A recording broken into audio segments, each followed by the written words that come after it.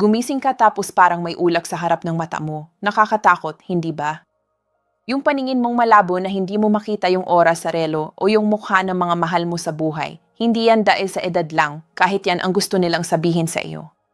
Yan ay tawag ng tulong ng katawan mo, babala na ang mga mata mo ay nahihirapan ng tahimik. Pero huwag kang mag-alala, may solusyon para sa lahat ng problema at meron tayong napakaganda. Huwag kalimutang mag-subscribe sa channel at mag-iwan ng komento para malaman ko kung saan ka nanonood mula sa ating magandang Pilipinas at para mabati kita sa susunod na video. Ngayon ay ibabahagi ko sa iyo ang isang sikreto na matagal ko nang iniinatan at pinerpeksyon sa loob ng mga taon, kombinasyon ng 3 sangkap na siguradong mayroon ka sa kusina mo, sa almaryo, at mas gumagana pa ito kaysa sa mga mamahalin na patak sa mata mula sa butika. Hindi ito mahika o salamang ka. Ito ay siyensya ng metabolismo para sa iyong paningin upang maibalik ang linaw at muli kang makakapag-drive sa gabi ng walang takot. Manatili ka sa akin dahil ibabalik natin ang binding sa iyong mga umaga at ipinangako ko sa iyo, ang solusyon ay magugulat ka kung gaano ito kasimple at kapangyarihan. Pakinggan mo ako ng mabuti dahil ang sasabihin ko ay galing sa mga taon ng pag-aaral kung paano nakikipag-usap ang katawang tao, kung paano nito ipinapadala ang mga senyales. Bilang iyong kaibigan at espesyalista sa metabolismo, gusto kong maintindihan mo na ang malabon mong paningin sa umaga ay hindi parusa o sumpa dahil umabot ka na sa 60, 70 o ilan man yan. Sa loob ng mga dekada dito sa aking klinika, nakita ko ang mga kahangahangang tao, matapang na tao, tulad mo na dumating ng sumuko na, nag-iisip na ang pagkawala ng malinaw na paningin sa umaga ay bahagi na lang ng pagtanda. Pero dito kailangan nating baguhin ang pag-iisip, kailangan nating palitan ang ating diskarte. Ang ulap na iyan, ang pakiramdam na may buhangin sa mata, ang kirot kapag binubuksan mo ang talukap ng mata, hindi yan dahil sa pagtanda mismo, ito ay sintomas ng metabolismo. Ito ay direktang resulta ng mga mata mo, ang kahangahangang organ na walang tigil sa paggawa ay hindi nakatanggap ng sapat na fuel at maintenance habang ikaw ay mahimbing na natutulog. Isipin mo ito para mas malinaw.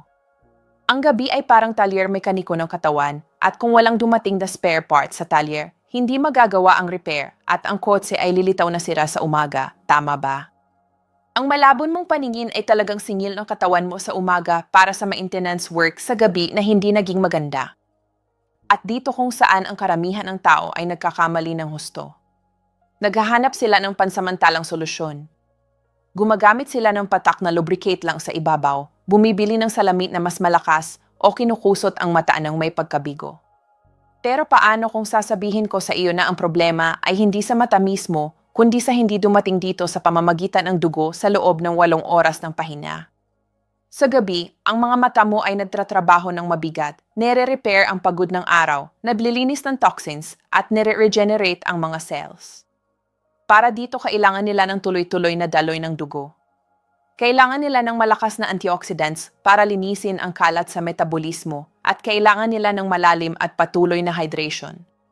Kapag tumatanda tayo, ang mga sistema ng delivery at paglilinis ay bumabagal, parang ilog sa panahon ng tagtuyot na kaunting tubig na lang ang dumadaloy. Ang tunay na hamon ay hindi ang tiisin at tanggapin ang pagkasira, kundi hanapin ang matalinong paraan, natural at siyentipiko, para tulungan ang mga prosesong ito. Lahat tayo ay gusto ng magandang kalidad ng buhay, tama ba?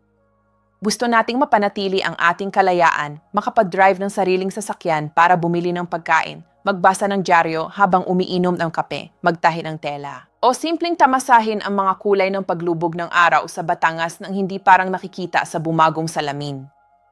Ang kalayaang iyan ay nagsisimula sa pag-aalaga ng maliliit na detalye ng ating biyolohiya. Ang solusyon na dadalhin ko sa iyo ngayon ay hindi synthetic na gamot na puno ng side effects na hindi mo maintindihan ang fine print.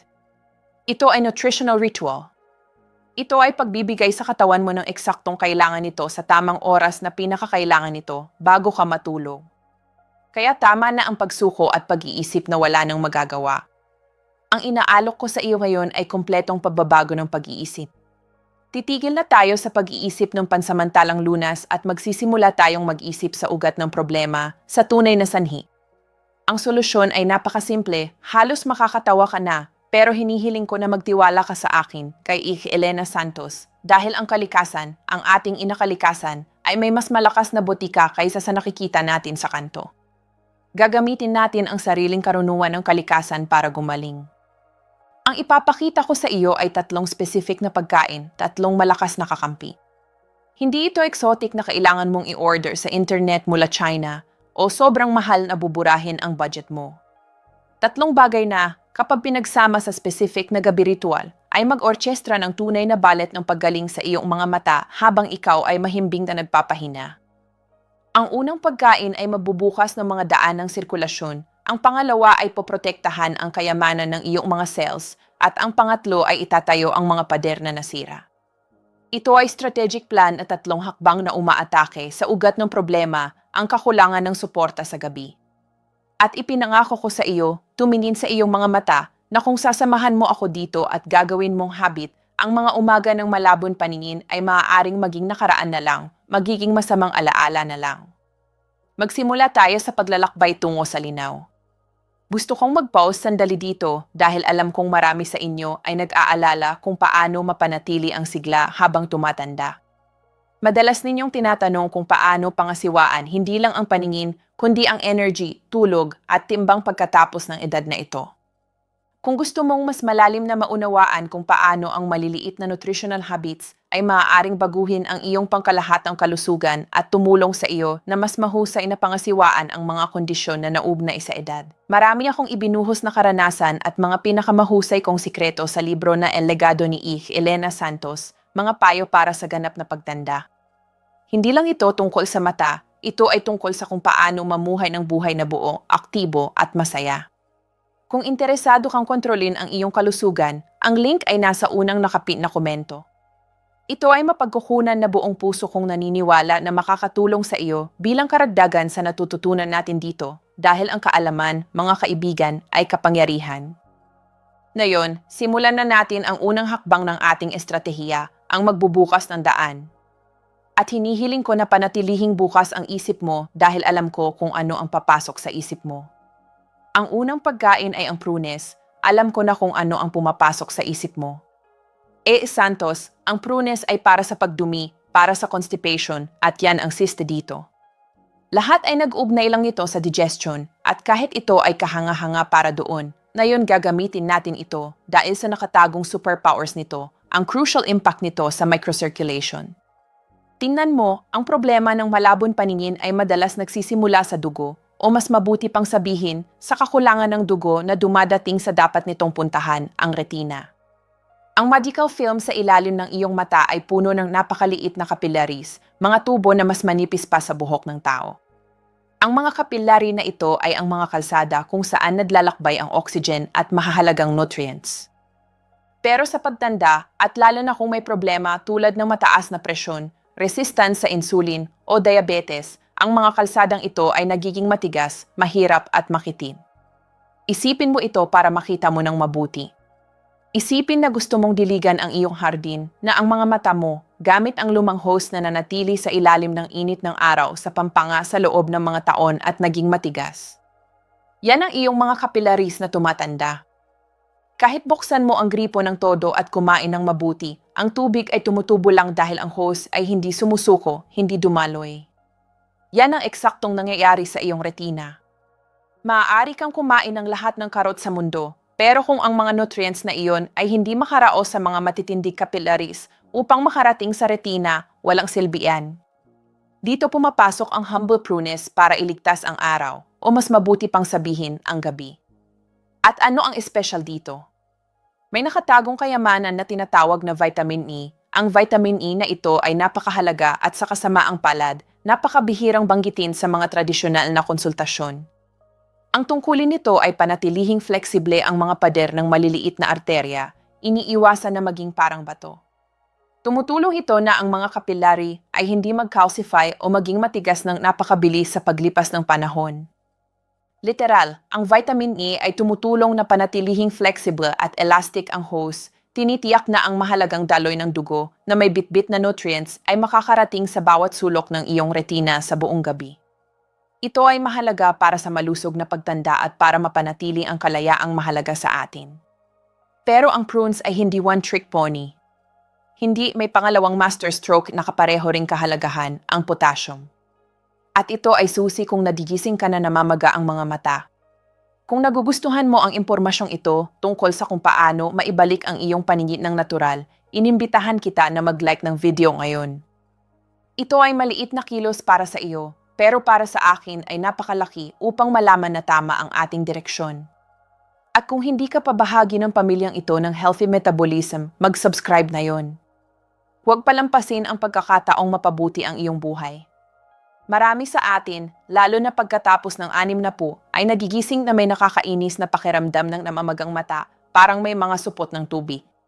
Minsan yan ay pamumaga lang, pero madalas ito ay naugnay sa bahagyang pagtaas ng intraocular pressure sa gabi na mapanganib. Ang potassium na nakapaloob sa prunes ay essential mineral na kumikilos bilang direktor ng orkestra para sa mga likido sa iyong katawan. Tumutulong ito na balansehin ang sodium, ang asin, at panatilihing malusog at stable ang ocular pressure habang natutulog ka. Gumagana ito bilang natural na pressure regulator, thermostat ng likido. Sa pamamagitan ng pagpapanatili ng pressure na ito sa tamang antas, hindi ka lang nagigising na mas kaunting namamaga, kundi aktibo mong pinoproprotektahan ang iyong optic nerve sa pangmatagalan, pinipigilan ang hindi na maibabalik na pinsala. Pero maghintay, may mas marami pang kabutihan sa maliliit na prutas na ito. Parang ang vitamin E para sa mga arterya at ang potassium para sa presyon ay hindi sapat, ang prunes ay naglalaman din ng lutein at zeaxanthin. Ang parehong compounds na sikat na makikita natin sa spinach at kale, yan na yung palaging inirerekomenda ng mga ophthalmologist ng mailabis na paninigas para sa kalusugan ng mata. Ang dalawang antioxidants na ito ay parang internal sunglasses ng iyong katawan. Direktang naglalakbay sila sa makula, ang sentro ng iyong retina na responsable para sa malinaw at detalyadong paningin at nadeposito doon para protektahan ito. Kumikilos sila bilang natural filter laban sa nakakasama blue light at neutralize ang oxidative damage. Kaya habang natutulog ka, ang prunes ay nabubukas ng mga kalsada, nire-regulate ang presyon at naglalagay ng mga bodyguard sa sentro ng iyong paningin. Naalala ko nang may karinyo ang isang pasyente. Tawagin natin siyang Mang Javier, isang lalaki na 74 taong gulang, isang magsasaka mula sa Iloilo, matapang na lalaki. Ang pangunahing reklamo niya ay ang patuloy na ulap sa umaga. Sinasabi niya sa akin na nakikita niya ang mundo parang sa pamamagitan ng maruming at bumago salamin sa loob ng unang kalahating oras ng araw na nagdudulot sa kanya ng labis na pag-aalinlangan sa paggising. Inirekomenda ko sa kanya ang hamon, 2 prunes lang, 2 lang, 1 oras bago matulog. Ganun lang, walang masyadong istorya. Bumalik siya pagkalipas ng 3 linggo na may ngiti mula taina hanggang taina at sinabi, "GC Santos, hindi ko alam kung anong klaseng mahika ito, pero nawala ang ulap. Nagigising ako at nakikita, simpleng nakikita." Hindi ito mahika, Mang Javier, ito ay efficient circulation. Ito ay pagbibigay sa katawan ng tamang tuol para magawa ang trabaho nito. Mabuti, nabuksan na natin ang mga kalsada salamat sa prunes. Ang dugo ay dumadaloy na ng mas malaya tungo sa retina, nagdadala ng oxygen at buhay. Pero ngayon ay nakaharap tayo sa bagong hamon. Kapag nakarating na ang mga nutrients sa destinasyon, paano natin ito poprotektahan? Walang silbi ang pagpapadala ng mamahaling delivery truck na puno ng nutrients kung aaratisin lang sa daan ng mga free radicals. Dito pumapasok ang pangalawang miyembro ng ating nocturnal team, ang protector. At ang protector na ito ay napakasarap, ang pistachio. Ang pistachio, ang maliit na berdeng prutas na madalas nating inilalaan lang para sa mga piyesta o bilang snack, pero itinataya ko sa iyo na para sa iyong mga mata ito ay gwardiya ng unang linya, lalo na pagkatapos ng 60. Tingnan mo, kahit natutulog ka ng malalim, ang iyong mga mata ay hindi ganap na patay tulad ng ilaw. Ang retina ay patuloy na nagtatrabaho metabolically, nere-repair ang cellular damage na nakolekta sa buong araw, pinoproseso ang maliliit na kislap ng liwanag na maaaring makapasok sa kwarto, at nere-regenerate ang visual proteins. At lahat ng aktibidad na yan, kahit gaano kaliit, ay bumubuo ng subproduct, isang cellular wear, ang tinatawag ng mga siyentipiko na oxidative stress. Ito ay parang maliliit na spark na tumalon mula sa umaandar na makina. Kung hindi kontrolado, ang mga spark na iyan ay maaaring magdulot ng sunog, ibig sabihin, pangmatagalang pinsala sa mga cells ng retina at sa optic nerve. Kailangan natin ng nocturnal fireman kaagad. Kailangan natin ng malakas na shield at ang shield na iyan ay ang pistachio. Bakit pistachio at hindi iba? Dahil ito ay puno ng vitamin, ang vitamin na ito ay liposoluble antioxidant. Ibig sabihin na tutunaw ito sa taba. At hulaan mo kung ano, ang mga membran ng iyong eye cells, ang iyong cones at rods na nagpapahintulot sa iyo na makita ay gawa pangunahin sa taba. Ang vitamin ay dumudula sa mga taba ng membran na iyon at kumikilos bilang personal bodyguard, neutralizing ang mga spark ng oxidative stress bago sila makasunog o makapinsala ng kahit ano. Ito ay structural protection mula sa loob tungo sa labas, tinitiyak na ang iyong mga cells ay mabubuhay at urong gabi-gabi. At tulad ng prunes, ang pistachio ay hindi one-trick pony, dinadalhan din nito ang party, tulad ng inyo ng nahulaan ng mas maraming lutein at zeaxanthin. Pero ito ang detalye, ang pistachios ay may partikular na mataas na konsentrasyon ng dalawang pigment na ito kumpara sa ibang nuts. Kaya doble tayo ng proteksyon sa makula. Ito ay crucial para sa karaniwang reklamo na naririnig ko sa aking klinika. JC Santos, hindi ako makapag-drive sa gabi, ang mga ilaw ay bumubulag sa akin.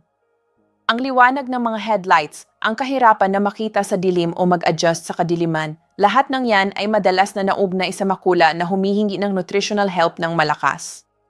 Sa pagkain ng pistachios regularly bilang bahagi ng ritual na ito, sinasaturate mo ang macular area na iyo ng mga protective pigments na desperado nitong kailangan upang i-filter ang labis na glare at mapabuti ang iyong paningin sa kondisyon ng kaunting liwanag.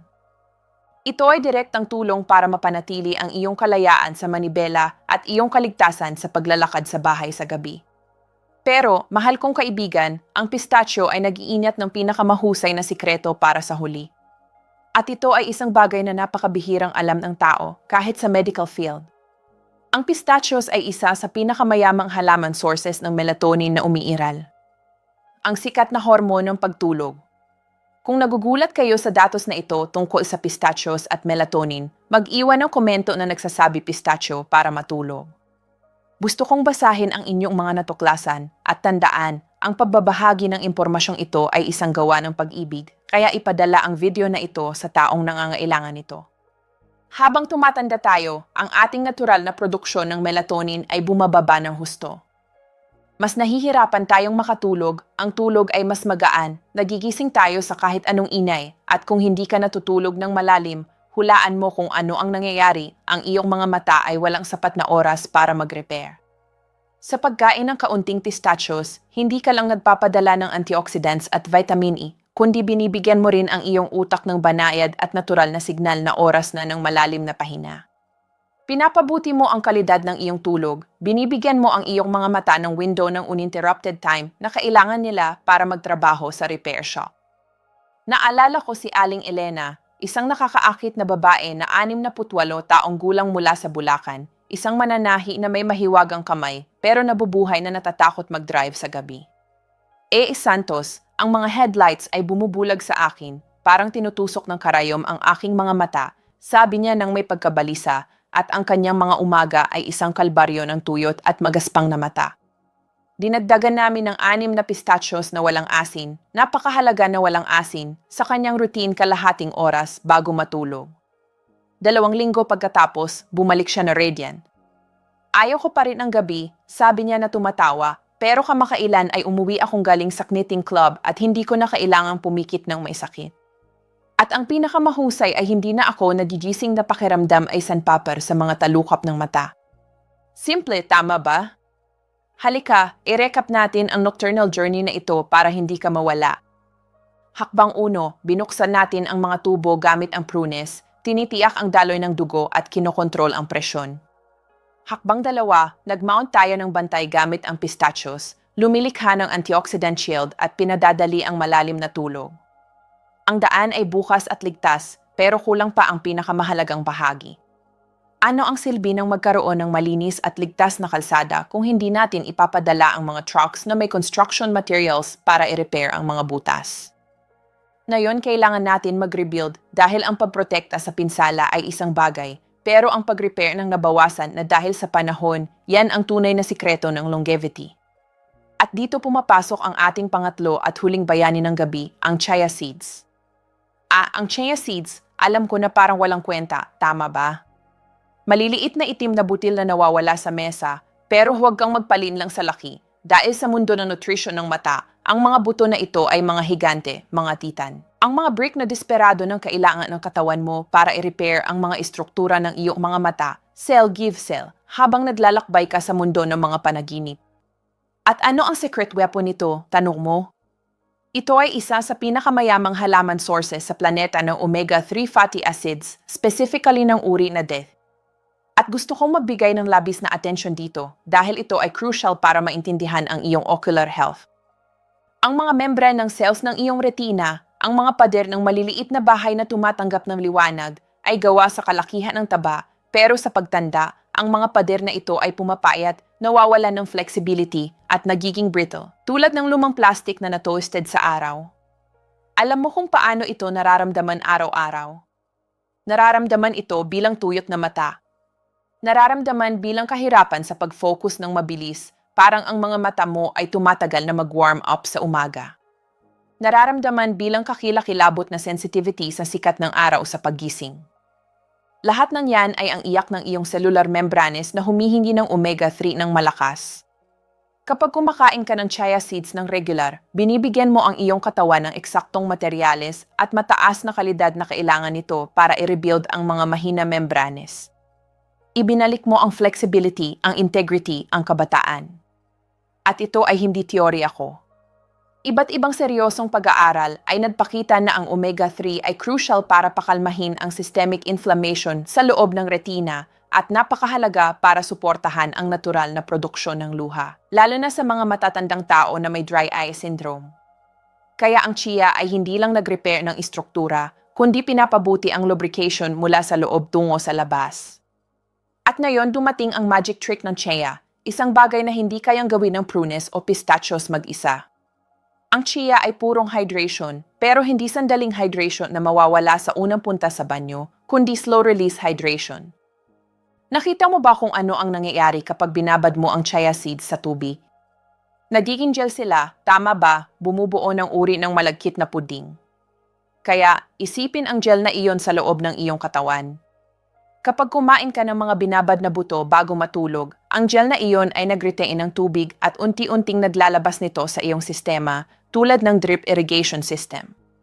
Ito ay fundamental dahil habang natutulog ka, ang katawan mo ay nawawala ng maraming tubig, humihinga, bahagyang pinagpapawisan at ang iyong mga mata, kahit sarado, ay nagde-dehydrate din. Ang maliliit na lacrimal glands ay nangangailangan ng patuloy na supply ng likido para gumana. Ang gel ng chia ay kumikilos bilang internal reservoir ng hydration. Sa halip na magising na may mata tulad ng disyerto ng bataan, tuyo at mabuhangin, ang gel ng chia ay nagtrabaho sa buong gabi upang panatilihing lubricated at komportable ang buong sistema. Bukod dito, ang fiber ng chia ay tumutulong na i-stabilize ang sugar sa dugo sa gabi. Iniiwasan ang spike ng glucose na napakasama para sa paningin dahil dinidistort nito ang lens. May isang kamangha-manghang pasyente ako, si Mang Miguel, isang retired teacher mula Batangas na 71 taong gulang na mahilig magbasa ng historical novels, pero ang kanyang mga umaga ay isang torture ng eye burning. Santos, sabi niya na may kalungkutan, pakiramdam ko ay nakadikit ang mga mata ko, nasusunog parang may sili. Nagsimula siyang uminom ng isang kutsara ng binabad na chia na may kaunting cinnamon 1 oras bago matulog. Yan lang. 2 linggo pagkatapos, sinabi niya, hindi na ako nagigising na may pakiramdam na alarm. Ang mga mata ko ay pakiramdam ay mapayapa. Hindi na sila tense. Mapayapa, napakagandang at malakas na salita upang ilarawan kung paano dapat maramdaman ang ating mga mata. Para gamitin ito ay napakasimple, huwag maguluhan.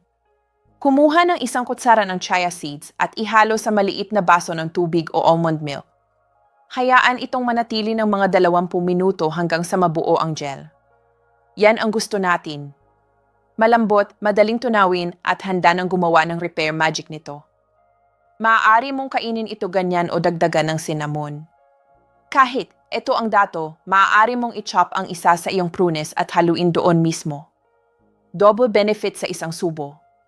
Kung ang pag-soak ay parang masyadong hassle sa iyo, kahit inirerekomenda ko ito ng husto dahil sa hydration, Maaari mo ring isprinkle ang mga buto sa yogurt, pero ang gel ay superior para sa ating nocturnal purposes. Malapit na tayong matapos sa pag-uusap na ito. At bago ko sabihin sa iyo kung paano eksaktong pagsamahin ang lahat, gusto kong hilingin sa iyo na kung nakahanap ka ng halaga sa kaalamang ito, tiyaking nakasubscribe ka sa channel at naka-activate ang notifications.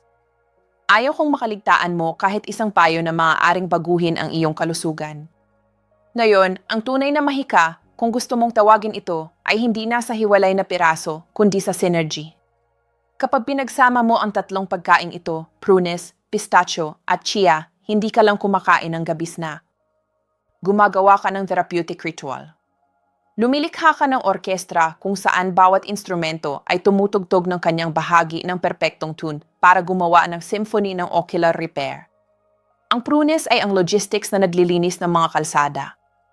Ang pistachios ay ang security na nagpoprotekta ng convoy at ang chia ay ang construction team na nagdadala ng materyales at tubig. Kailangan mo ang tatlo. Paano mo ito ginagawa ngayong gabi mismo? Simple. Pagkatapos ng hapunan, sa oras ng kalma bago ka matulog, mga 45 hanggang 60 minuto bago matulog, ihanda ang iyong platito, 2 prunes, 5 o 6 na pistachios na walang asin, pakiusap, para hindi mag-retain ng likido, at ang iyong maliit na porsyon ng chia gel. Umupo, huminga ng malalim at kumain ng dahan-dahan, mumuya ng mabuti, tinatamasa ang bawat subo. Gawin ito na walang distraction, walang panonood ng balita na nagpapastress, maging conscious na nag-invest ka sa iyong paningin ng kinabukasan. Ang maliit na gawang ito ng pagkain na may intensyon ay nagsasabi sa iyong nervous system na oras na para ibaba ang revolusyon, lumipat mula sa alert mode tungo sa repair mode. Ito ay malakas na chemical at psychological message. Hindi kailangang perpekto araw-araw, pero ang consistency ay susi ng tagumpay. Kung gagawin mo ito sa karamihan ng mga gabi, guaranteed ko sa iyo na mapapansin mo ang pagkakaiba. Titigil ka na sa pagiging passive spectator ng iyong pagtanda upang maging aktibong direktor ng iyong well-being. Sa mundong ito ng high technology at instant solutions, minsan nakakalimutan natin na ang pinakamalakas na paggaling ay hindi nanggagaling sa magic pill, kundi sa consistency at sa mga tahimik na pagpili na ginagawa natin araw-araw sa ating kusina. Ang kinakain mo bago matulog ay mahalaga, sobra. Hindi ka sira, kaibigan ko. Ang katawan mo ay hindi ka inabandona. Minsan, kailangan lang ng kaunting tulong, kaunting pasensya, at ng tamang materyales. At kapag nagising ka na may malinaw na paningin, alam mo na hindi yan swerte, ikaw yan na nag-aalaga sa sarili mo. Maraming salamat mula sa puso ko sa pagdating hanggang dito at sa pag-alala sa iyong templo na ang iyong katawan. Kung ang video na ito ay nagbigay sa iyo ng kaunting pag-asa, pakiusap, mag-iwan ng like at ibahagi ito sa taong minamahal mo. Sabihin sa akin sa mga komento, nagigising ka ba na may ulap na iyon? Gusto kong basahin ang iyong istorya. At ngayon, huwag kang aalis dahil may inihanda akong ibang video na perpektong nagko-complement sa topic na ito. Panoorin mo ito ngayon at patuloy na mag-aral. Ako si Elena Santos at tandaan, ang katotohanan ay palaging nanaig.